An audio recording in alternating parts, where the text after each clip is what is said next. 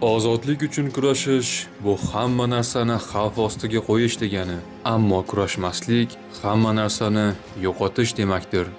Nelson Mandela 1994-yil 31-dekabr kuni Rossiya Federatsiyasining 15 ming askarlari va harbiy texnika kuchlari Checheniston Respublikasi poytaxti Grozniy shahriga kirib keldi.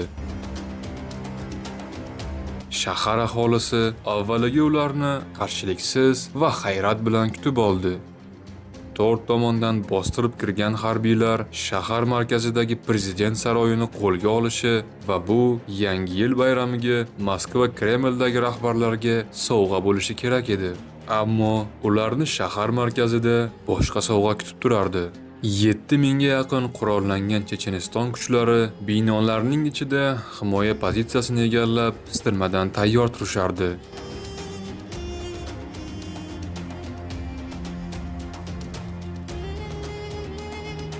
Ular kutilmaganda shahar ichidagi binolardan turib, Rossiya harbiylarini o'qqa tutishdi.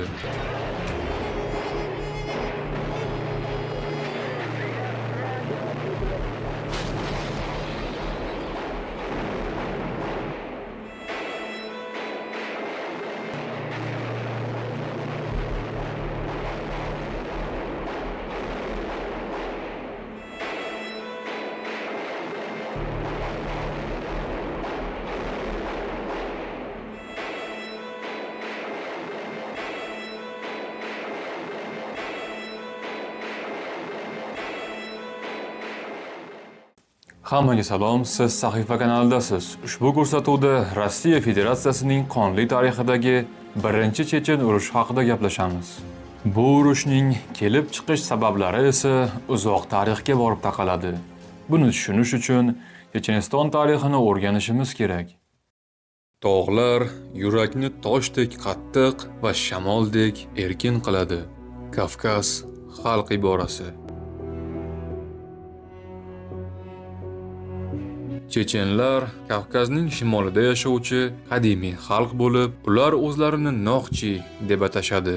Chechenlar ming yillar davomida Shimoliy Kavkaz tog'larida yashab kelgan. O'rta asrlarda chechenlarda qabila va qavmlar qadriyatlariga asoslangan qabilalar ittifoqi shakllangan, lekin markazlashgan yagona davlat tuzishmagan.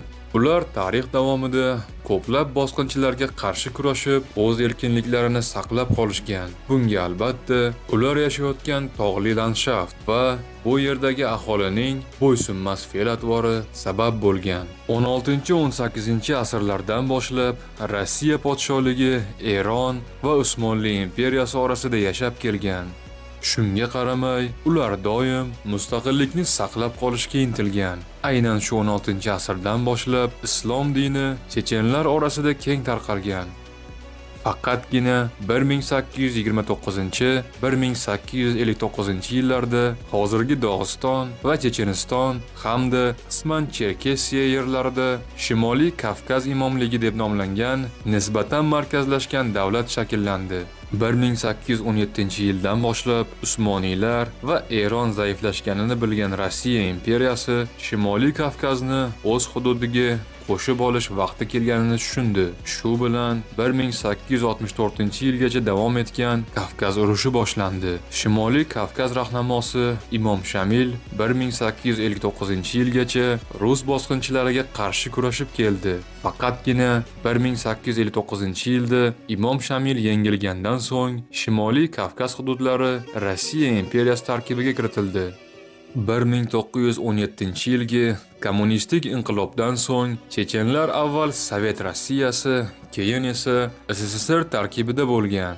1944-yilda Stalin buyrug'i bilan chechen xalqi natsistlar bilan hamkorlikda ayblanib, butunlay Qozog'iston va Markaziy Osiyoga surgun qilindi. Albatta, bu shunchaki bahona edi xolos. Surgunning haqiqiy sabablari aniq emas. Stalinning shaxsiy adovati tufayli yuz bergan degan taxminlar bor. Bu surgun jarayonida juda og'ir sharoitlarda ko'chishga majbur qilingan xalq ochlik va xastalikdan azob chekardi. Poyezd vagonlarida g'ayriinsoniy sharoitda surgun qilinganlarning ko'pchiligi halok bo'lishgan. Bu surgun va muhojirlik davrida 100 ming atrofida chechenlar va 23 ming atrofida ingush xalqlari halok bo'lgan. Bu esa ushbu xalqlarning o'sha davrdagi 1/4 qismini tashkil qilardi. Chechenistonda esa xalqning tarixini va nomini o'chirib tashlashga intilishgan. Ko'plab tarixiy obidalar, masjidlar va madrasalarni buzib tashlab, qurilish mollari sifatida ishlatilgan. Ko'plab tarixiy qo'lyozma kitoblar yoqib yuborilib, muzeylardagi madaniy meroslar ham yo'q qilingan. 1957-yilda Stalin o'limidan keyin Xrushchev boshchiligidagi yangi hukumat chechenlarga o'z vataniga qaytishga ruxsat berdi va Chechen-Ingush SSR qayta tiklandi. O'z yurtlariga qaytib kelgan chechenlar butunlay boshqa jamiyatga duch keldilar. Checheniston Respublikasiga Sovet hukumati siyosatiga ko'ra boshqa millatlar ko'chirib olib kelingandi. Poytaxt Grozniy shahrida asosan rus va boshqa slavyan millatlari yashardi. Chechenlar va Grozniy shahridagi boshqa millat vakillari o'rtasida juda tarang muhit yuzaga keldi. 1958-yil 31-avgustda chechen va rus yosh yigitlari o'rtasida janjal ortidan bir rus yigitning o'limi Grozniy shahrida chechenlarga qarshi namoyishlar va ularga hujumlar o'tkazilishiga olib keldi. Namoyishchilar chechenlarni yana deportatsiya qilishni talab qilishdi. Grozniyda komendant soati e'lon qilinib, harbiylar kiritilgandan so'ng hukumat vaziyatni o'z qo'liga oladi. Bu voqealar chechenlarning o'z yurtida yanada huquqlari cheklanishiga olib keldi. Hatto ularga Grozniy shahrida yashashga ruxsatnoma berilmay, chekka qishloqlarda yashashga majbur qilingan. Chechenlar jamiyati asrlar davomida teyp deb ataladigan urug' qabila tizimi asosida shakllangan. Har bir teyp o'zining qadriyatlari, odatlari va tarixiy liderlariga ega bo'lgan. Ushbu urug'lar boshida oqsoqollar turadi. Ular jamoat ishlarida mojarolarni hal qilishda va hatto urush yoki tinchlik o'rnatishda muhim rol o'ynagan. Hatto Sovet davrida ham bu klanlar tizimi norasmiy ravishda saqlanib qolgan. 1985-91-yillarda Mikhail Gorbachov rahbarligida SSSRda perestroyka, qayta qurish va ochiqlik siyosati yuritildi. Bu siyosat natijasida ko'plab xalqlar o'z milliy madaniyati, dini va tarixini tiklashga kirishdi. Chechenlar orasida ham Zelimxan Yandarbiyev boshchiligidagi siyosiy kuchlar orasida milliy o'zlik va siyosiy mustaqillik g'oyalari tobora kuchaya boshladi. Chechenistonda kuchli milliy kayfiyat paydo bo'ldi. Hatto 1990-yil 25-noyabr kuni Chechen Milliy kengashi tomonidan mustaqillik deklaratsiyasi qabul qilindi. Чеченская республика есть суверенное государство чеченского народа. Ina barqay noqalu yaşlar. Yalda adamı.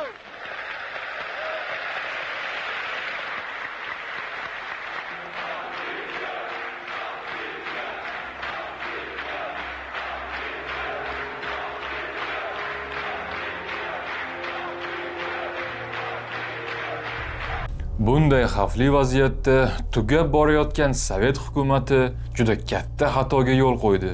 O'lkadagi inqilobiy vaziyatni bostirish va tartib o'rnatish uchun yagona chechen millatiga mansub general Johar Dodayev jo'natildi. Bu esa yonib turgan olovga moy quyishdek edi.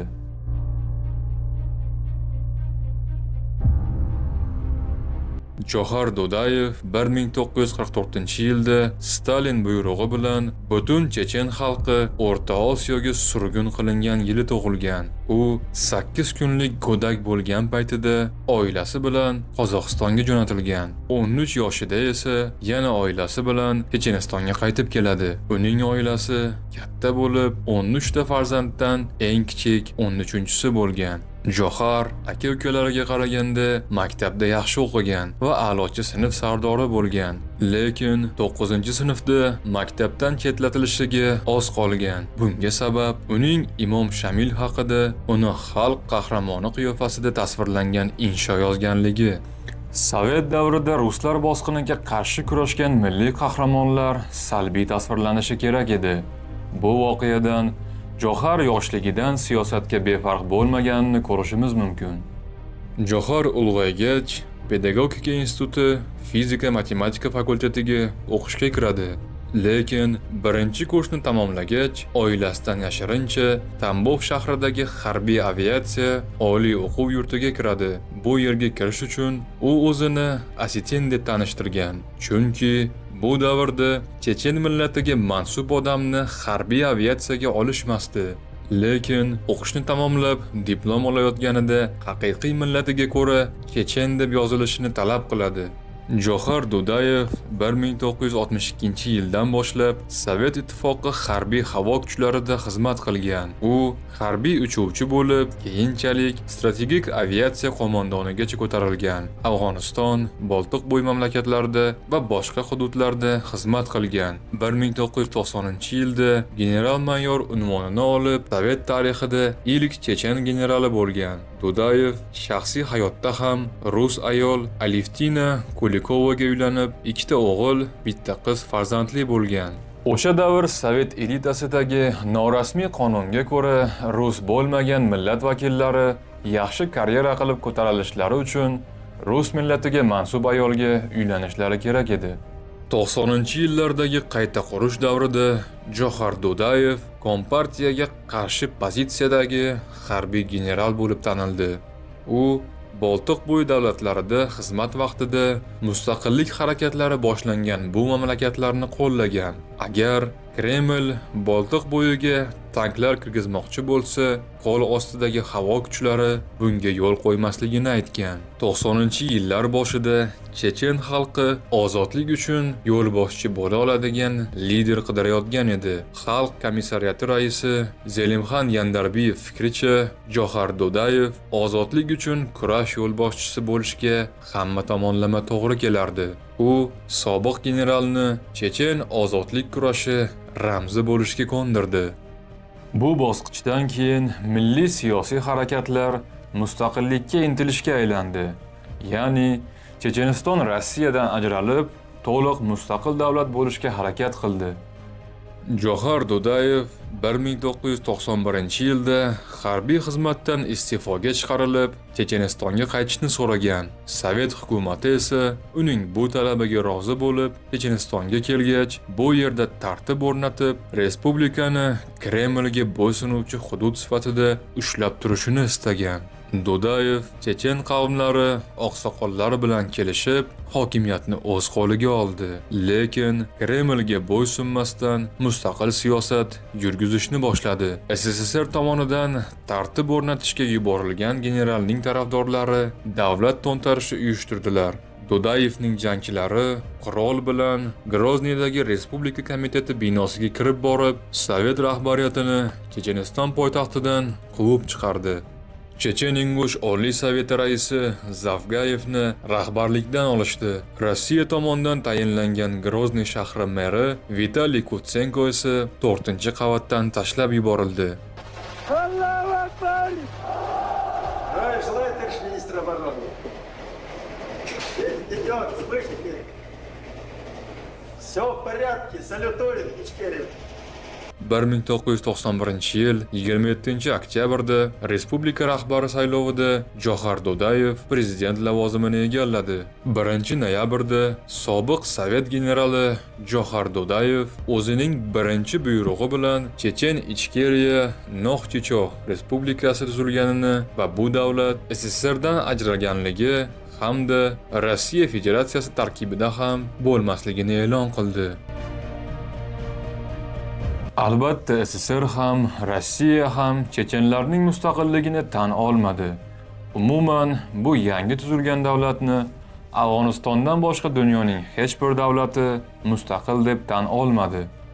Rossiya prezidenti Boris Yeltsin esa Chechenistonda favqulodda holat e'lon qildi, lekin keskinroq choralarga o'tmadi. Bunga asosiy sabab 1991-yil kuzida hali SSSR to'liq tugatilmagan va Rossiya Federatsiyasida Moskvaning o'zidagi muammolar yetarli edi. SSSR parchalangach, Dudayev boshchiligidagi kuchlar Checheniston hududidagi Sovet davlati harbiy bazalariga hujum qilib, ularni egalladi. Natijada ko'plab harbiy texnika va qurollar Dudayev hukumatining qo'liga o'tdi. Rossiyaning janubiy g'arbidagi bir nechta harbiy diviziyalari Checheniston chegarasiga olib kelindi, lekin chegaradan narigi tarafga o'tmadi, chunki Chechenistonda regular harbiy askarlar bo'lmasa ham aholining har birida qurol bor edi. Нас загоняют. Нокдаун, в угол. Загоняют. И приходится огрызаться. Единственную защиту мы находим в приобретении оружия. Rossiya faqat Chechen hududlarini harbiy va iqtisodiy blokada qildi. Yangi tuzilgan mustaqil Checheniston Ichkeriya Respublikasi tashqi aloqalar o'rnatishga ham harakat qildi. Shaxsan Johar Dudayevning o'zi Ozarbayjon va Gruziya bilan Rossiyaga qarshi Kavkaz ittifoqini tuzishga urindi, lekin ular Rossiyaga qarshi chiqishni istamadi va bu g'oyani ma'qullashmadi. 1992-yil avgustida Dudayev ittifoqdosh qidirib, Saudiya Arabistoni qiroli Fahd va Kuvayt amiri Jabir as-Sabah bilan uchrashadi. Dudayevni Arabistonda hurmatli mehmondek qabul qilib, ehtirom ko'rsatishadi. Hatto davlat rahbarlari birgalikda Umra ziyoratini ham amalga oshirishadi. Bu do'stona uchrashuv Checheniston uchun samarali yakun topishidan umid bor edi. Lekin Johar Dudayev bu islom davlati liderlari ichida Checheniston mustaqilligini tan olish masalasini ko'targanida, ular bunday qarorni qabul qilish uchun avval Rossiya va AQSh bilan maslahatlashib olishlari kerakligini aytishgan. Shu tariqa bu uchrashuvda hech qanday kelishuvlar imzolanmadi. Chunki bu boy arab davlatlari har doimgidek o'z boshliqlarining ruxsatisiz mustaqil tashqi siyosat yurita olmasdi. Shundan so'ng Dudayev Turkiya va Bosniyaga tashrif buyurib, muzokaralar olib bordi. So'ngra Johar Dudayev savdoshlari bilan AQSh safarida bo'ldi. Rasmiy ma'lumotga ko'ra, bu tashrifdan maqsad Chechenistondagi neft konlarini birgalikda qazib olish va savdo aloqalarini o'rnatish edi. Lekin hech bir rasmiy tashriflar hech qanday kelishuvga olib kelmadi. Chunki Checheniston bilan to'g'ridan-to'g'ri kelishuv imzolash bu uning mustaqilligini tan olib, Rossiyaga qarshi chiqishga teng edi.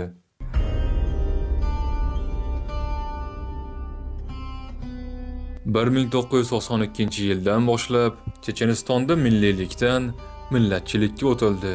Chechenistondan rus millatiga mansub aholi haydab chiqarila boshlandi. Masalan, Grozniyda 300 ming aholi yashagan bo'lsa, ularning 250 mingtasi rus millati vakillari edi. 100 minglab Slavyan millatiga mansub aholi Rossiya harbiylari turgan postlarga qochishdi. Yangi tuzilgan mamlakatda ichki ziddiyatlar tufayli markaziy hokimiyat barcha hududlarini to'liq nazorat qila olmasdi. Shu yuzdan jinoyatchilik ham avjiga chiqdi. 1993-yilning o'zida 800 ming kishilik Checheniston aholisi ichida 2,5 ming qotillik holati qayd etilgan. Checheniston atrofida ham talonchilik, garovga olib pul talab qilish holatlari ko'paydi. Albatta, bu voqealar Dudayevning ruxsatisiz amalga oshirilardi. Lekin yangi hukumat aholi orasida to'liq tartib o'rnata olmadi. Chunki jinoyatchilarning ko'pchiligi asosan ishsizlik va ochlikdan kelib chiqardi. Tashqi aloqalardan uzilgan Dudayevning hukumati ichkarida hokimiyatni qo'lga olgan bo'lsa-da, iqtisodiy muammolarni hal qila olmadi. Yangi davlat kundan kunga muammolarga ko'milib ketardi. General Dudayev va shoir Yandarbiyev iqtisodni qanday to'g'rilashni bilishmasdi. 1993-yil bahoriga kelib, prezident Dudayev va Checheniston parlamenti o'rtasida ziddiyat kuchaydi. 17-aprel kuni qurolli kuchlar yordamida parlament tarqatib yuborildi va prezidentning mutlaq hokimiyati o'rnatildi. hamda yangi konstitutsiya qabul qilindi. 1994-yilda bir nechta mustaqil qurollangan muxolifat kuchlari paydo bo'lib, Dudayev hokimiyatiga qarshi kurasha boshlashdi. Ular hokimiyatga kelishsa, Rossiya Federatsiyasi konstitutsiyasini tan olishlari, ya'ni Rossiya tarkibida qolishlarini aytishgan. Shuning uchun ham Moskva ularni pul va qurol-yarog' bilan qo'llab-quvvatlagan. Dudayevga qarshi opozitsiya Rossiya hududida blokadaga qolgan Checheniston mustaqil tarzda yashay olishiga ishonishmagan. Rossiya hukumatı Dudayev tarafidagi chechen qurolli kuchlarini boyeviki, ya'ni jangarilar deb atardi. 1994-yilda Yeltsin vaziyatni yaxshilash va mahalliy aholi bilan kelishish uchun RSFSR sobiq Oliy Kengash raisi millati chechen bo'lgan Ruslan Xazbulatovni muzokaralarga jo'natdi. U Yeltsinga qarshi 1993-yilgi oktyabr isyoniga boshchilik qilgan va isyon bostirilgach qamalgan bo'lsa-da, keyinchalik Moskva uchun chechen muammosida foydasi tegishi mumkinligi uchun ozod qilinadi. Unga Chechenistonni Moskvaga bo'ysunishga undash vazifasi yuklatildi, ammo bu hech qanday samara bermadi. Chechen xalqi uni Moskvaning yugurdagi qamoqdan qutulish uchun FSBga sotilgan deb hisoblardi. Vaziyat borgan sari og'irlashib, Rossiya va Checheniston urush yoqasiga kelib qolgandi. Urush arafasida osmon bulutlardan emas, insonlarning g'amli fikrlaridan qorayadi. Seneca 1994-yil 6-dekabrda Rossiya mudofaa vaziri Pavel Grachov Moskvadan Chechen Ingushetiyaga uchib keldi va Checheniston prezidenti Johar Dudayev bilan muzokara uchrashuvi bo'lib o'tdi. Bu ikki harbiylar urush bo'lishi muqarrarligi va juda katta qirg'in qanday oqibatlarga olib kelishini yaxshi tushunishardi. Dudayev agar Rossiya hujum qilsa, chechenlar oxirgi nafasigacha qarshi kurashishini aytdi. Grachov esa qo'lidan kelganicha Rossiya hukumatini urushdan qaytarishga harakat qilishini ta'kidladi. Ikki harbiy generallar bir-biriga hurmat ko'rsatib, do'stona xayrlashishdi. Не будет война. Конечно, не будет войны. Зачем война?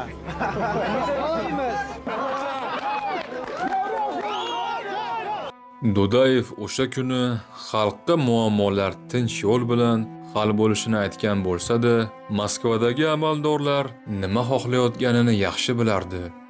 Грачеву не дадут провести его намерение без конфликта вооруженного на политическом уровне решить это. И многотысячной массе, которая стояла на улице, я из себя выдавил. Договорились, что все решим миром. Checheniston vitse-prezidenti Zelimxon Yandarbiyev esa aynan Rossiya va Checheniston o'rtasida urush bo'lishini istardi. O'z yurtida urush bo'lishini istaydigan bu qanday siyosatchi degan savol paydo bo'lishi mumkin albatta. Zelimxon Yandarbiyevning siyosiy tushunchasiga ko'ra, chechen xalqi aynan qon bilan mustaqilligini saqlab qolishi bu mustaqillikning qadrini yanada oshiradi. Checheniston mustaqil davlat bo'lish bilan birga, chechen xalqi ham eski qabila va urug'chilik tizimidan voz kechib, barcha yagona va teng millatga aylanishi kerak edi. U tayplar, ya'ni qavmlarga ajralishni yo'q bo'lib, oqsoqollar boshqaruvi tugatilishi kerak deb hisoblagan. Bu vaqtga kelib, Chechen Ichkeriya davlatining ichida ham prezident Dudayevga qarshi muxolifatchilar hokimiyat uchun ichki urushlarni boshlagandi. Dastlab Rossiya hukumati yashirincha Checheniston ichida Dudayevga qarshi muxolifat kuchlariga qurol-yarog' berib, yordam ko'rsata boshladi. Bu ishlar shu jangari kuchlar yordamida Dudayevni hokimiyatdan ag'darib, Chechenistonni yana Rossiyaga qo'shilib Kremlga bo'ysunishi uchun amalga oshirildi. Hatto ba'zi Rossiya harbiylari boshqa soxta hujjatlar bilan Checheniston hududiga o'tib, Dudayevga opozitsiyada bo'lgan kuchlar safida jang qilishdi. Shunda bir nechta rus harbiy zobitlari Chechen hukumati qo'liga asir ham tushadi. Har doimgidek Rossiya hukumati asir tushgan rus harbiylarini o'ziniki deb tan olmadi. Конечно, это бред. Если бы воевала российская армия, то Ну, по крайней мере, одним парашют-десантным полком можно в течение 2 часов было решить все вопросы. Lekin bu muxolifatchilar qo'li bilan Rossiya o'z maqsadiga erisha olmadi. Chechenistonda tan olinmagan mustaqil respublika borligi Rossiya Federatsiyasi ichida Moskvaning obro'sini tushirardi. Iqtisodiy tarafdan Chechenistonda neft konlari qo'ldan ketardi. Boshqa respublikalar, Boshqiriston ko'proq avtonomiya talab qilardi. Tatariston esa mustaqillik istardi va hatto o'z hududida ichki valyuta joriy qilishni rejalashtirardi. Kavkazdagi boshqa respublikalar ham Chechenistondan namuna olishi mumkin edi. Bu esa Rossiya Federatsiyasidan bir nechta respublikalar ajralib chiqishi xavfini tug'dirdi. Rossiya Federatsiyasi konstitutsiyasiga ko'ra, tarkibidagi barcha federativ respublikalar qonunan istagan vaqtda mustaqil bo'lish huquqiga ega bo'lsa-da, amalda Moskva bunga yo'l qo'ymasdi. Rossiya prezidenti Boris Yeltsin Moskvada bosh vazir, harbiy ministrlar va prezident maslahatchilaridan tashkil topgan Davlat xavfsizlik majlisini to'pladi. Asosiy masala Chechenistonga harbiy qo'shin kiritish edi. Rossiya bosh vaziri Viktor Chernomyrdin urush bo'lishi tarafdori edi. Uning fikricha, kichik g'alaba keltiradigan urush prezidentning tobora tushib ketayotgan reytingini ko'tarib, xalq orasida obro'sini oshirar edi. Ko'pchilik siyosatchilar fikricha, chechenlarning 70% aholisi rus harbiylarini xalaskordek gullar bilan kutib olishadi. Mudofaa vaziri Pavel Grachov esa armiya urushga tayyor emasligi, hozir Rossiyaning Kavkazga kirishi ikkinchi afg'on urushini boshlash bilan bir xil ekanini ta'kidlardi. Harbiylar urushga qarshi edilar, chunki ular bu qanchalik katta falokatlar olib kelishini tushunardi. Umrida harbiy urushlarda qatnashmagan siyosatchilar esa mudofaa vazirini qo'rqoqlikda ayblashdi. Muzokaralardan so'ng Yeltsin o'ylab ko'rish uchun o'z xonasiga kirib ketdi. Bir soatdan keyin chiqib, Checheniston hududiga harbiy kuchlarni kirgizishga buyruq berdi. Это Чеченская республика Российской Федерации, и никто об этом не должен забывать. Bu birinchi Chechen urushi boshlanishi edi. 1-dekabr kuni Rossiya aviatsiyasi Checheniston Kalinovskaya va Xankali aerodromlariga zarba berdi va chechenlar ixtiyoridagi barcha samolyotlarni ishdan chiqardi. Dudayev shu kuni Rossiya hukumatiga quyidagicha xabar jo'natdi. Osmonda g'alaba qozondingiz. Tabriklayman. Endi yerda ko'rishamiz. 1994-yil 12-dekabrda harbiy operatsiya boshlandi. Moskva tomonidan Kavkaz mentalitetini bilmagan holda 12-dekabrda Checheniston hukumatidan taslim bo'lish talab qilindi. Ularga barcha qurollarni topshirish ultimatumi qo'yilib, 15-dekabrgacha muhlat berildi.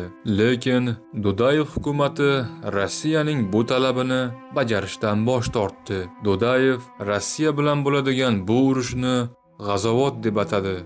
И объявить казават. Каждый чеченец должен быть смертником.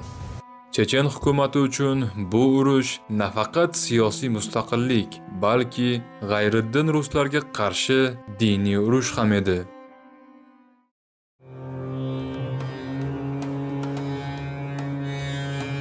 1994-yil 15-dekabrda Rossiya harbiy kuchlari 28 ming askar, 80 ta tank, 200 ta BMP va BTR, 140 ta jangovar samolyot hamda 55 ta vertolyot Checheniston hududiga bostirib kirdi. Checheniston poytaxti Grozniygacha bu harbiy kuchlar deyarli jiddiy qarshilikka uchramay kirib borishdi. 27-dekabr kuni Rossiya prezidenti Boris Yeltsin televideniye orqali xalqqa murojaat qildi. Не везде в нашей стране сегодня мир. Для меня нет более важной задачи в следующем году, чтобы восстановить мир и нормальную жизнь Чеченской Республики, Северной Осетии и Ингушетии. Shuningdek, Yeltsin Dudayev hukumatini noqonuniy deb e'lon qildi hamda uni jinoyatchilar va separatistlar tuzumi deb atadi. Uning so'zlariga ko'ra, bu rejim Rossiyaning yaxlitligiga va fuqarolar hayotiga jiddiy xavf tug'dirayotgan edi. Rossiya qo'shinlarining maqsadi poytaxt Grozniyni egallash, asosiy nishon esa Johar Dudayev. 19 dekabr kuni esa Grozniy shahri markaziga birinchi marta havodan zarba berildi. Shahar artilleriyadan ham masofadan o'qqa tutildi. Bu hujum qarshi tomonga talofat yetkazgan bo'lsa-da, asosiy maqsadi dushmanda qo'rquv uyg'otish edi. Psixologik urushda g'alaba qozongan tomon raqibni oson yengadi. O'z kuchini ko'rsatib qo'ygan Rossiya harbiylari bu operatsiyani tezda tugatamiz deb o'ylashgan. 31 dekabr kuni Rossiya Federatsiyasining 15 ming askarlari va harbiy texnika kuchlari Checheniston Respublikasi poytaxti Grozniy shahriga kirib keldi. Shahar aholisi avvaliga ularni qarshiliksiz va hayrat bilan kutib oldi. To'rt tomondan bostirib kirgan harbiylar shahar markazidagi prezident saroyini qo'lga olishi va bu Yangi yil bayramiga Moskva Kremldagi rahbarlarga sovg'a bo'lishi kerak edi. Ammo ularni shahar markazida boshqa sovg'a kutib turardi. 7 mingga yaqin qurollangan Chechenistonning Dudayevga sodiq kuchlari binolarning ichida himoya pozitsiyasini egallab, stirmada tayyor turishardi. Ular kutilmaganda shahar ichidagi binolardan turib, Rossiya harbiylarini o'qqa tutishdi. Urush boshlanishidan avval Rossiya harbiy razvedkasi Checheniston qurolli kuchlarida tanklarga qarshi mudofaa qurollari yo'qligi haqida hisobot bergani uchun tanklarda shaharga bemalol kirib borishgandi. Lekin ularni Dudayevning askarlari RPG-7 tankga qarshi granatomyotlar va boshqa qurollar bilan kutib olishdi. Rossiya harbiylari o'zlarini tanklar ichida o'ta himoyalangan temir zirhdamiz deb o'ylashgan. Lekin granatomyot o'qlariga tutilgan tanklar rus askarlari uchun yonayotgan temir tobutga aylandi. Kutilmaganda kuchli qarshilikdan dovdirab qolgan rus harbiy qismlari qanday qilib xavfsiz joyga qochishni ham bilishmasdi. Ular Grozniy ko'chalarida adashib qolishdi. Qo'llarida 70-yillarning eski shahar xaritasi bor edi. Harbiy bo'linmalar o'rtasida yaxshi aloqa ham yo'q edi. Rossiyaning o'ziga ishongan harbiy rahbariyati ushbu hujumga kerakli darajada tayyorgarlik qilishmagan. Dudayev kuchlarini mensimagan rahbariyat chekinish rejasini o'ylab ham ko'rishmagan. Rus askarlari yonayotgan tanklarni tashab piyoda qochishardi. Har bir shahar ko'chalarida qon to'kilishi va otishmalar davom etardi.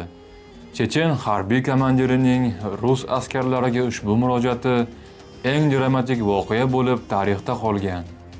Алик, давай, может быть, как-нибудь, пока не поздно, отведите ребят, Алик, не делайте это, не надо. В любом случае, Алик, пойми, и ты погибнешь, и я погибну. Что с этого толку будет? Пока не поздно, что остались у вас люди, давай отведите из города, уходите, Алик. Пожалей их матерей, пожалей их самих, отводи ребят, Алик, дай команду. Ну, я не такой большой начальник, чтобы давать такие команды.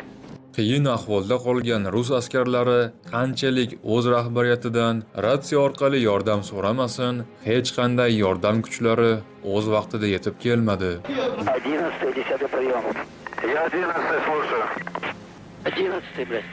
Ну вы думаете, мы все нахуй погибнем. Это не просто так пиздёж, нахуй. Надо конкретная и быстрая помощь, нахуй. Я понимаю. Grozniy uchun janglar yanvargacha cho'zilib ketdi. Katta yo'qotishlardan keyin Rossiya harbiy rahbariyati o'z taktikalarini o'zgartirishdi. Grozniyga qayta hujum operatsiyasida harbiy havo kuchlari bilan shahar bombardimon qilindi. Dudayevning harbiylari to'plangan yerlarga harbiy desant tushirilib, oldinga harakat qilishda artilleriya o'qlari bilan yordam berildi. Rossiya harbiylari endi shafqatsiz urush olib borishni boshladi. Ular hech kimni farqlamasdan tinch aholini o'qqa tutib, uylariga bomba tashlab, shaharni xarobaga aylantirishdi. Endi ular uchun Grozniy bu to'liq jangarilardan tashkil topgan shahar. Har qanday yo'l bilan urush olib borsa bo'ladi. Rus askarlari Chechen qurolli kuchlarining qattiq qarshiligi uchun aholidan alamlarini olishni boshlashgan. Minglab poytaxtning tinch aholisi uylarini tashlab janubga qochishardi. Grozniy ko'chalarida har bir qarich yer uchun janglar bir necha kunlab davom etardi. Hamma joy vayron bo'lib, ko'chalar askarlar va tinch aholining jasadlari bilan to'ldi.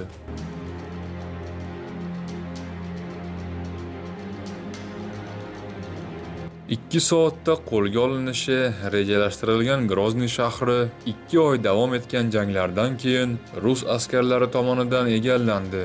Lekin asosiy mo'ljalda bo'lgan Checheniston prezidenti Johar Dudayev qo'lga tushmadi. U shahardan g'oyib bo'lgandi. Rossiyaning rasmiy bergan ma'lumotlariga ko'ra, Grozniy uchun janglar oqibatida Rossiya tarafdan 1426 ta askar halok bo'lib, 460 tasi yarador bo'lgan. 96 kishi asirga tushib, 500 kishi bedarak yo'qolgan. Chechen qurolli kuchlaridan 6900 kishi halok bo'lgan, 471 kishi asirga olingan. Yaradorlar haqida ma'lumot yo'q. Tinch aholidan esa 27000 kishi qurbon bo'lgan. Norasmiy ma'lumotlarga ko'ra, har ikkala taraf 4000 dan ortiq askarlarni yo'qotgan va tinch aholi orasidagi qurbonlar esa bir necha barobar ko'p bo'lishi mumkin. Propaganda odamlarni o'ldirish emas, ularni o'ldirishga ishontirishdir. Albert Einstein.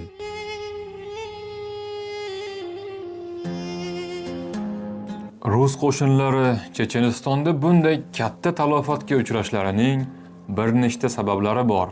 Birinchidan, Rossiya armiyasi urush olib borishga tayyor emasdi.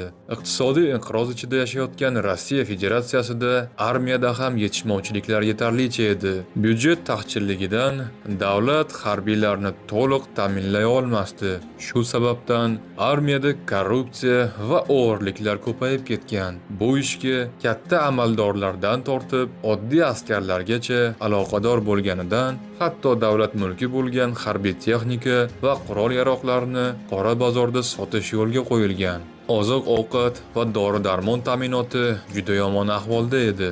Borini ham oddiy askarlarga to'liq berilmasdan ko'p qismi sotib yuborilardi. Вообще голяк. Тыла нет, ничего нет, брошено. Дали. Пехота налегке, боеприпасы и те грузить не дали только. Кто что успел взять, с тем и поехали. Абсолютно брошенные, сами все связь убивают. Ikkinchidan, Chechen urushiga asosan harbiy xizmatga endi chaqirilgan yosh, tajribasiz yigitlar yuborilgandi. Chunki davlat boshqaruvidagilar professional qismlarga ehtiyoj yo'q deb hisoblashgan. Xizmatga chaqirilib urush maydoniga tushib qolgan 18-20 yoshlik yigitlarni mazax qilib, qo'ziqorinlar deb atashardi. Chunki o'zining boshidan katta kaskani kiyib olgan ingichka bo'yinli ozg'in askar yigitlarning tashqi ko'rinishi qo'ziqorinni eslatardi. Lekin Rossiya kuchlari qo'lga olgan hududlarda bu yosh askarlar qanday vahshiyliklar va harbiy jinoyatlar sodir etishganini ta'riflashga til ojiz. Uchinchidan, rus askarlarining motivatsiyasi yo'qligi. Chunki har doim tashqaridan hujum qilgan dushmandan yurtlarini himoya qilish o'qtirilgan harbiylar Chechenistonda nima uchun urushayotganini tushunmasdi. Faqat komandirlarning buyrug'ini bajarish uchun jon berishni hech kim istamagan. Bedarak yo'qolganlar, ya'ni dezertirlar soni ko'pligi ham shu sababdan. Для кого она нужна? Кому она нужна? Она никому не нужна. Домой хочется, домой. Ну а куда сейчас выведут? Сейчас наоборот туда гонят. Еще ближе. Куда они выведут? To'rtinchidan, Rossiya hukumati Chechen qurolli kuchlarining jangovar tayyorgarlik darajasi haqida umuman to'g'ri ma'lumotga ega emasdi. Bu jangchilar tog'larda yashovchi o'quvsiz xalq. Ularni tanklar va armiya soni bilan osonlikcha bo'ysundirish mumkin deb hisoblashgan. U yerdagi aholi esa Rossiyani to'liq qo'llaydi deb o'ylashgan. Lekin amalda esa chechenlarning qattiq qarshiligiga duch kelishdi. Grozniy ruslar tomonidan egallangan bo'lsa-da, Dudayev qurolli kuchlari Shimoliy Kavkazning vodiylarida kichik otryadlarga bo'linib partizanlik urushini davom ettirdilar. Bunday otryadlar boshliqlarini dala komandirlari deb atalardi. 1995-yilga kelib, Chechen qo'shinlarida snayperlar va yangi zamonaviy qurollar ham paydo bo'lib qoldi. Bunga asosiy sabab Chechenistonga norasmiy tarzda Turkiya, Livan, Iordaniya va Ukrainadan ko'plab qurollar va harbiy instruktorlar yordamga kelardi. Tog'li hududlarda yashiringan jangchilar qachon va qayerda paydo bo'lib, hujum qilishi mumkinligini hech kim bilmasdi. Rus askarlaridagi kuchli qo'rquv esa qurolsiz va kuchsiz tinch aholiga nisbatan vahshiy shafqatsizlikni keltirib chiqaradi. Квартиры закидывают, эти ракеты закидывают, нам туда закидывают гранаты. Вот так автоматные очереди, пьяные все. Они пришли к нам. Мы пропускали их в мирные села, и что они творят, мы видим. Теперь все, кто даже не воевал, будут воевать и будут уничтожать этих собак везде. Boshqa o'nlab qishloqlarda ham mahalliy aholi qirg'inga uchragan. Bu aholi orasida Dudayevning jangchilari bormi, yo'qmi, rus askarlariga endi farqi yo'q edi. Urush boshida Rossiyaning ko'plab ommaviy axborot vositalaridan rus harbiylarining qahramonliklari va tez orada g'alabaga erishib, tartib o'rnatilishi haqida tinmay bong urilardi. Tez g'alabaga erishishni rejalashtirgan Kreml televideniyaga bosim o'tkazib, mag'lubiyatlarni yashirardi va qurbonlar soni kamaytirib aytilardi. Faqat mustaqil jurnalistlar Chechenistonga borib, o'z ko'zi bilan asl haqiqatni ko'rib, urush dahshatlariga guvoh bo'lishdi. Xuddi shu jurnalistlar Chechenistondan reportaj tayyorlab, Rossiya xalqiga urushning asl yuzini ko'rsatishdi. Rossiyadagi opozitsion partiyalar ham urushga qarshi chiqishardi. Что происходит в Чеченской Республике, это есть уничтожение народа. Народа как русского, так и чеченского. Десятки тысяч убитых российских солдат. Сотни тысяч убитых гражданских лиц в Грозном. Вот итог позорной акции против Чеченской Республики, тех, кто сидит за стенами Кремля. Rossiya shaharlarida aholi, ayniqsa ayollar, ko'chalarda namoyishlarga chiqib, plakatlarida bolalarimizni Chechenistondan qaytaring, chechen xalqini tinch qo'ying, Yeltsin jallod, qotil kabi yozuvlarni ko'rsatishardi. Eng ayanchlisi, urushda ko'plab begunoh insonlar qurbon bo'lardi. Dunyo hamjamiyati orasida ba'zi davlatlar Chechenistonda xalqning genotsidi yuz bermoqda deb ta'kidlagan. 1995-yil yoziga kelib, Chechenistonda barcha shaharlar Rossiya harbiylari nazoratiga o'tdi. Rossiyaga qarshi chechen dala komandirlaridan eng jangarisi boshqa usulni qo'llamoqchi bo'ldi. U juda katta avantyurani rejalashtirib, urushni Rossiya hududiga ko'chirmoqchi bo'ldi. Terror bu adolatsizlikka bo'lgan noto'g'ri javob. Kofi Annan.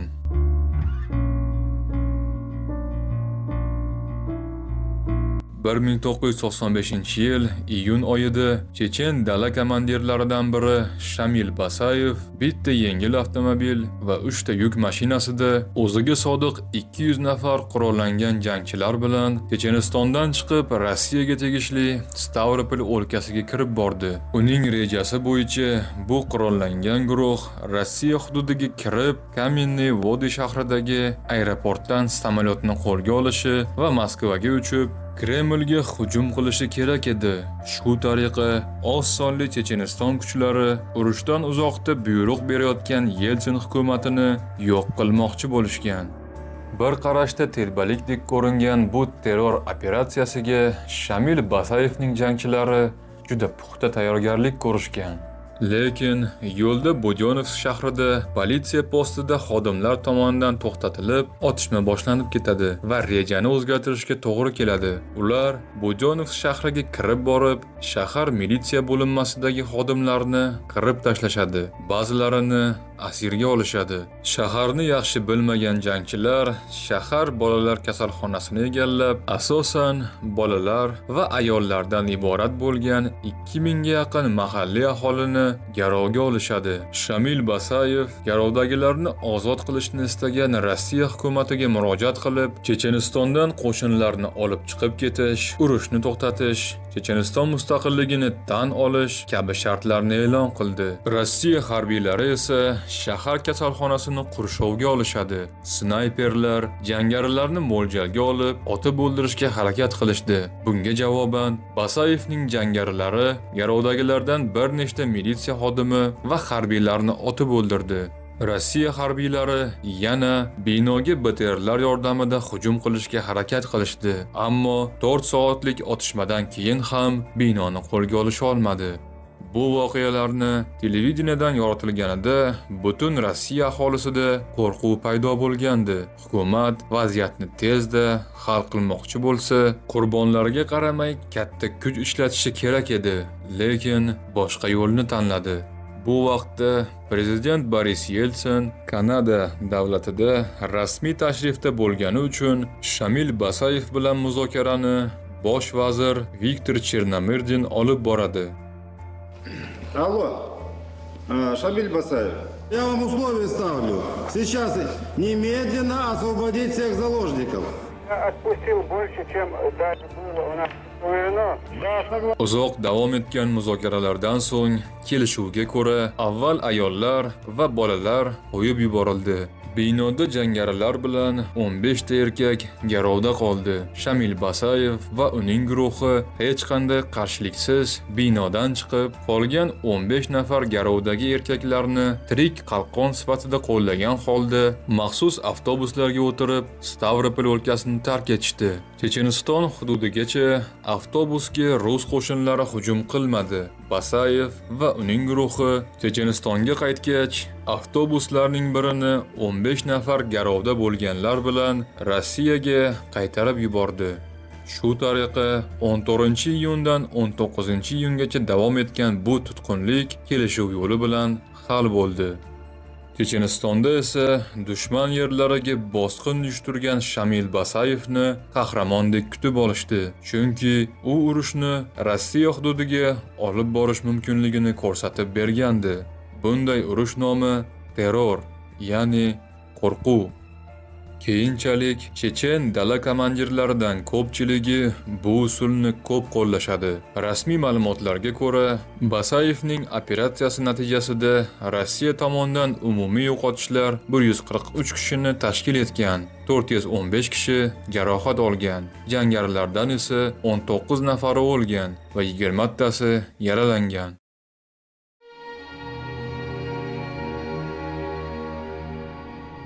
Urush bu adolat haqida emas, bu dushmanni yo'q qilish haqida. Winston Cherchill. Chechenistondagi urush uzoq vaqtga cho'zilayotgani va borgan sari dahshatli tus olayotgani Kremlni va shaxsan prezident Boris Yeltsinni Rossiya xalqi orasida obro'sini tushirardi. Urush tarafdorlari hukumat kichik respublikada tez g'alabaga erisha olmay, urushga botganini tanqid qilsa, urushga qarshi bo'lganlar juda ko'p yo'qotishlarga sabab bo'layotgan bu bosqinni to'xtatilishini istardi. Oppozitsion partiyalar Yeltsin hukumatini tanqid qilib, xalqni o'z tomoniga ag'darardi. Bu ketishda reytingi tushib ketgan Yeltsin 1996-yilgi prezidentlik saylovida yutkazishi aniq edi. Shuning uchun Yeltsinga saylovlar oldidan tezda qandaydir harbiy muvaffaqiyat zarur edi. Bu muvaffaqiyat esa avvalo Johar Dudayevning yo'q qilinishi bo'lishi kerak edi. Chunki Johar Dudayev Chechenistonda ozodlik harakati ramziga aylangandi. Dudayev yo'q qilinsa, Chechen qurolli kuchlariga ruhan zarba berilgan bo'lardi. Boris Yeltsin esa uni ko'p tanqid qilgan eski dushmanidan qutulib, Rossiya hukumatining obro'sini tiklamoqchi bo'lgan. Checheniston hukumati rahbari Johar Dudayevga urush boshlangandan beri Rossiya FSBsi tomonidan jiddiy ov ketayotgandi. Lekin Dudayev tez-tez qarorgohlarini o'zgartirib turgani uchun qayerdaligi noma'lum bo'lgan. 1995-yilda u mustaqil jurnalistlarga katta intervyu berishga ham ulgurdi.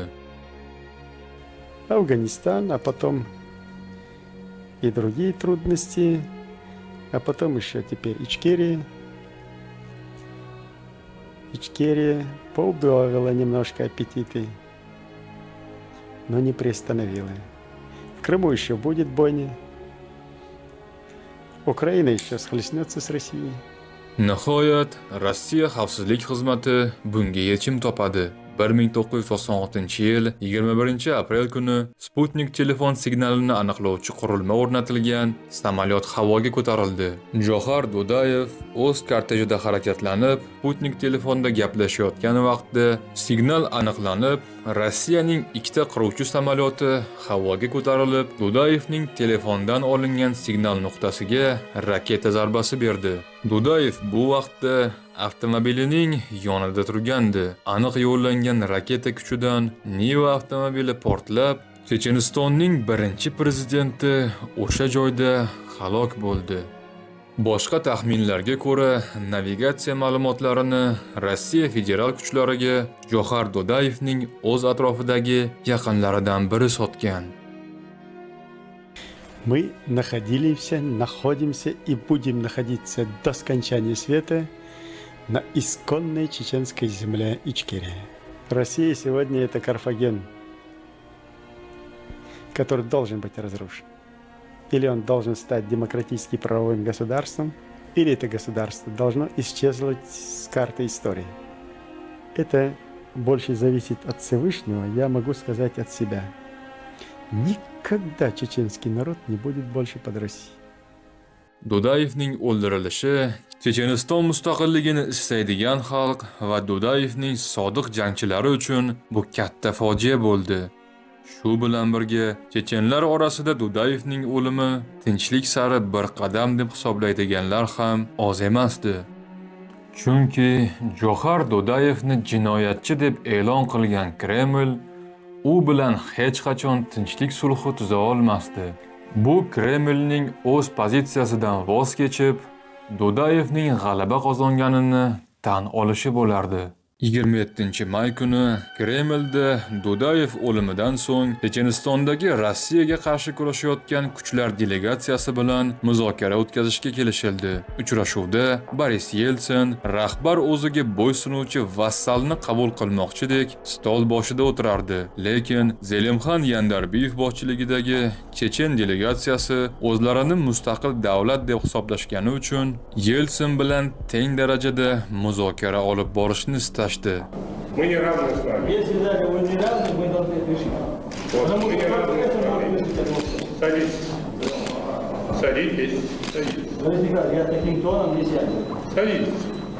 Я не сяду. Нормальный тон. Давайте мы Садитесь. поговорим один на один. Нет, один на один мы не поговорим. Если тогда я вообще буду. Садитесь, пожалуйста. Я не сяду. Вы можете меня садить вызвать. То лучше буду давать. Все. Я не терплю таких разговоров. Если это присуще для российского руководства, тогда это другой вопрос. Для меня это не присуще. Saylov oldida turgan Yeltsinga bu muzokarada vaqtincha bo'lsa ham tinchlik sulhi tuzilishi zarur bo'lgani uchun u qarshi tarafning shartiga ko'ndi.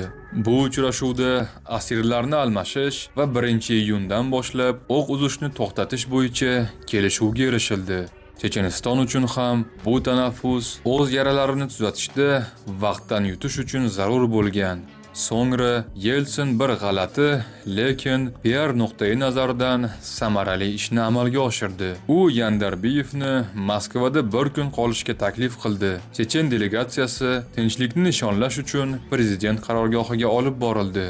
Bu orada Yeltsin zudlik bilan Groznyga uchib ketdi. U yerda harbiylarni dushman ustidan g'alaba bilan tabrikladi va Chechenistonda xizmat qilayotganlar uchun xizmat muddatini qisqartirish haqidagi farmonni tank ustida imzoladi. Albatta, bu urush tugadi degani emas. Faqatgina vaqtinchalik o'q otishni to'xtatish kelishuvi edi. Yeltsinning o'zi esa urush so'zidan imkon qadar uzoqlashishga harakat qilardi.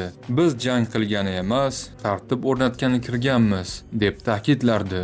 Albatta, urushni urush deb atamaslik bu Kreml uchun tarixda ham, kelajakda ham yangilik emas. Bu voqea aynan Yeltsin uchun xalq ko'z oldida kerakli harbiy yutuq edi. Bu yutuqdan keyin urush pauzaga qo'yildi va Rossiyada nisbatan tinch sharoitda saylovlarni o'tkazish imkoniyati paydo bo'ldi. Boris Yeltsin esa ikkinchi marta prezidentlik muddatiga saylandi. Qayta saylangandan so'ng Chechenistonda janglar yana avj oldi. Rossiya armiyasi uchun voqealar eng yomon ssenariy bo'yicha rivojlandi. Bu vaqtda Chechenistonda ham bir nechta harbiy liderlar Johar Dodayevning o'rnini egallash uchun harakat qilishardi. Shamil Basayev qurolli kuchlar orasida eng ko'zga ko'ringan dala komandiri edi. Ko'plab jangari guruhlar aynan uni prezident bo'lishini istardi. Urushda o'z yaqinlarini yo'qotgan va hayotining mazmuni dushmanni yurtidan quvib chiqarish va urushni Moskvagacha olib borishni istaganlar oxirgi tirik jon qolguncha jang qilishni istashardi.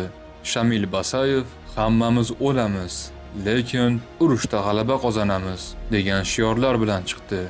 Lekin urushdan charchagan xalq orasida boshqa nomzod Aslan Masxadovni tarafdorlari ko'proq edi. Aslan Masxadov qanchalik alamli bo'lmasin, mamlakatni ozod qilingach, qasos hissini so'ndirib, Rossiya bilan sulh tuzish va urushni to'xtatish tarafdori edi. Masxadov saylovlarga tinch yo'l bilan hal etish, kelishuvlar, iqtisodiy taraqqiyot kabi dasturlar bilan kirdi. Tinchlikni xohlagan xalq Masxadovni o'z rahbari qilib tanladi. Haqiqiy tinchlik sulhi tuzilishi uchun mamlakatni Rossiya harbiylari qo'lidan qaytarib olish kerak edi. 1996-yil avgust oyida 2000 nafargacha bo'lgan Chechen jangchilari Grozniy shahrini ruslar qo'lidan qaytarib olish uchun yana hujum uyushtirdilar. Masxadov boshchiligidagi Chechen hukumati uchun bu juda muhim hal qiluvchi jang edi. Chechen qurolli kuchlarida 2 yildan beri davom etayotgan urushlarda tajribasi oshgan kuchli jangchilar qolgandi. Ular bu harbiy hujumni jihod deb atashdi va ashaddiy to'qnashuvlar boshlandi. General Pulikovskiy qo'mondonligidagi Rossiya askarlari son va texnika jihatdan sezilarli ustunlikka ega bo'lishiga qaramay, Chechen jangchilarini Grozniy shahridan siqib chiqara olishmadi va jiddiy talofat ko'rishdi. Rasmiy ma'lumotlarga ko'ra 494 askar halok bo'ldi, 1407 kishi yaralandi, 182 nafar harbiy xizmatchi va militsiya xodimi bedarak yo'qoldi. Grozniyga hujum bilan bir vaqtda Chechen jangchilari Gudermes shahrini ham janglarsiz egallashdi. Argun shahrida esa rus harbiylari faqat o'z bazalarini ushlab qolishga muvaffaq bo'lishdi. Lekin Rossiya armiyasi Chechenistonda deyarli tor-mor etildi.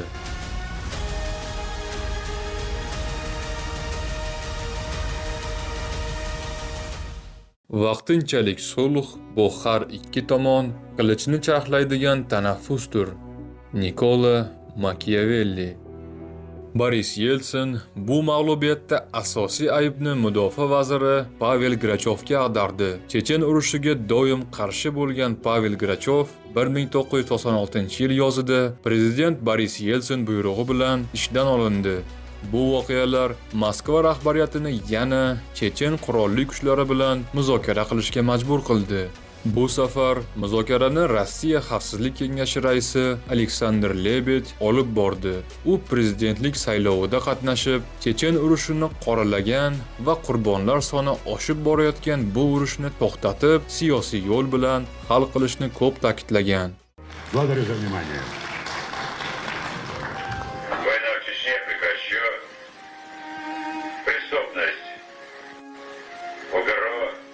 Aynan shu sababdan sobiq harbiy general Aleksandr Lebed chechenlar orasida ham bir muncha obro'ga ega edi. 1996-yil 31-avgustda Dog'istonning Xasavyurt shahrida Rossiya tomonidan Aleksandr Lebed va Checheniston ichki eriya hukumati tomonidan Aslan Masxadov tinchlik bitimini imzolashdi. Sulh bitimiga ko'ra Rossiya qo'shinlari Chechenistondan olib chiqib ketildi. Chechen ichki eriya respublikasi mustaqilligini Rossiya tomonidan tan olish masalasi 2001-yilgacha ko'rib chiqish uchun qoldirildi. Chechen hukumati amalda o'zini urushda g'olib deb hisoblardi. Xasavyurt bitimi Rossiya Checheniston munosabatlaridagi muhim masalalarni hech birini hal qilmadi, faqat vaqtincha orqaga surdi xolos. Bu bitimlar respublika va uning chegaralarida zo'ravonlikni to'liq to'xtatmadi, lekin urush muzlatildi. Formal jihatdan Masxadov qog'ozda bo'lsa-da, tinchlikka erishdi. Checheniston 3 yilga de facto mustaqil ichki respublika sifatida mavjud bo'ldi. Мы воевали с теми силами, которыми мы располагаем, чтобы на нашей территории не было ни одного российского солдата. И чтобы не убивали наших сограждан. Я думаю, что мы этого достигли. Birinchi Chechen urushi oqibatidagi umumiy qurbonlar soni quyidagicha. Rossiya hukumatining rasmiy ma'lumotlariga ko'ra, bu urushda 5732 ta askar halok bo'lgan, 17892 tasi yaralangan. Rossiyaning Askarlar onalari qo'mitasi ma'lumotiga ko'ra, 14 dan ortiq askarlar halok bo'lgan yoki bedarak yo'qolgan. Checheniston qurolli kuchlarining yo'qotishlari esa 17391 kishini tashkil qilgan. Chechenistondagi tinch aholidan esa 30 dan 120 minggacha qurbonlar haqida ma'lumotlar bor. Ko'plab insonlar esa o'z yurtlarini tashlab chet davlatlariga qochishga majbur bo'lishgan. Lekin rasman Rossiya yoki boshqa davlatlar yana Chechenistonni mustaqil davlat deb tan olmadi. Siyosiy muammolar hal bo'lmagandan keyin bu ziddiyatlar yana qizg'in urushga olib kelishi mumkin edi. Aynan shu sabab keyinchalik Vladimir Putin prezidentlik saylovlarida g'alaba qozonish uchun kichik g'alabali urush yaratish zaruriyati paydo bo'lishi va ikkinchi Chechen urushi boshlanishini bu vaqtda hech kim bilmasdi. Российские самолеты наносят удары исключительно по базам террористов. Мы будем преследовать террористов везде. В аэропорту. Значит, вы уж меня извините, в туалете поймаем, мы и в сортире их замочим, в конце концов. Все, вопрос закрыт окончательно. Urush insoniyat tarixidagi eng achinarli va fojiali hodisalardan biridir. U faqatgina qurollar va jang maydonida emas, avvalo insonlarning ongida shakllanadi. Urushlar ba'zida manfaatlar to'qnashuvi ortidan, ba'zida ideologik ziddiyat ortidan yuzaga keladi. Har bir inson va jamiyat o'z siyosiy qarashlari va manfaatlari boshqalarnikidan ustun deb hisoblashi qonli urushga olib kelishi mumkin. Urush tufayli oilalar yo'qotiladi, yurtlar vayron bo'ladi, hayotlar so'nadi. Har bir o'q, har bir portlash ortida insoniy baxt, orzu va umidlar yo'q bo'ladi. Afsuski, bunday doimiy urush va genotsidlar hozirgi kunimizda ham davom etmoqda. Falastinda, Ukrainada, Uyg'uristonda, Myanmada yuz berayotgan voqealar bunga yaqqol misol. Siz esa siyosiy o'yinlar va propaganda qurboni bo'lmaslik uchun mantiqiy va tanqidiy fikrlashdan to'xtamang. Keyingi sonlarda ko'rishguncha